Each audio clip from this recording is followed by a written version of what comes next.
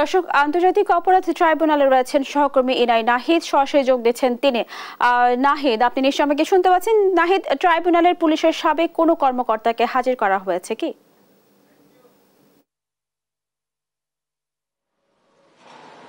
ধন্যবাদ স্নেহা। যেমনটি আপনি বলছেন, এই মুহূর্তে আমি আছি আন্তর্জাতিক অপরাধ ট্রাইব্যুনালের সামনে। এখনো পর্যন্ত আজকে কিন্তু মোহাম্মদ আরশাদ সহ 3 জন কর্মকর্তাকে হাজির করার কথা রয়েছে, এখনো তাদেরকে আনা হয়নি।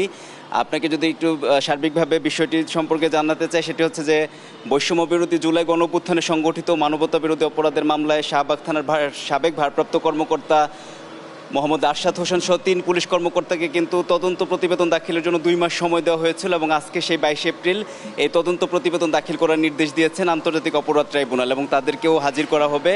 তো গত 5ই আগস্ট আপনি জানেন যে ছাত্র জনতার আন্দোলনের চানখার পুলের বোরহানুদ্দিন কলেজের পাশে একটি ভিডিও সোশ্যাল মিডিয়ায় ভাইরাল হয়, যেখানে দেখা যায় যে কনস্টেবল সুজন হোসেনকে দেখা যায় কখনো দাঁড়িয়ে বা কখনো শুয়ে ছাত্র জনতার উপর গুলি করতে দেখা যায়।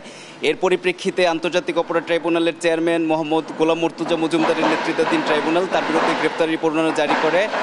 আর এছাড়া গত 1 জানুয়ারি 5 আগস্টে রাজধানীর চানখার পুলের 5 জনকে গুলি করে হত্যার ঘটনায় মানবতা বিরোধী অপরাধের মামলায় পুলিশ কনস্টেবল সুজন হোসেনের বিরুদ্ধে গ্রেফতারি পরোয়ানা জারি করেন ট্রাইব্যুনাল।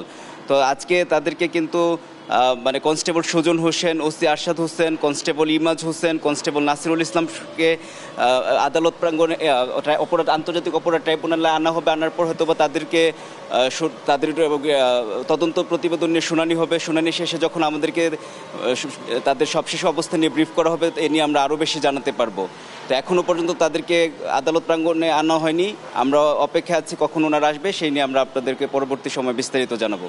এই ছিল আমার কাছে অপরাধ ট্রাইব্যুনাল থেকে সবশেষ। নাহিদ, আপনাকে ধন্যবাদ।